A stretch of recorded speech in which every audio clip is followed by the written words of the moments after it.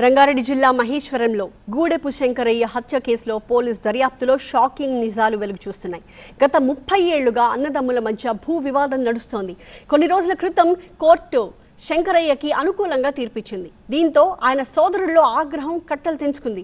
శంకరయ్యని ఎలాగైనా హత్య చేయాలని ప్లాన్ చేశారు. ఇందుకోసం ప్రశాంత్ అనే వ్యక్తితో డీల్ కుదుర్చుకున్నారు. ప్రశాంత్కున్న 12 లక్షల రూపాయల అప్పు తీర్చడంతో పాటుగా ఇల్లు కూడా కట్టిస్తామని హామీ ఇచ్చారు. దానికి అంగీకరించిన ప్రశాంత్ ఈ నెల 2వ తేదీన కోల్వకల్ గేట్ దగ్గర బైక్పై వెళుతున్న శంకరయ్యని వెనకాల నుంచి కారుతో ఢీకొట్టాడు. దీంతో శంకరయ్య ప్రాణాలు కోల్పోయాడు.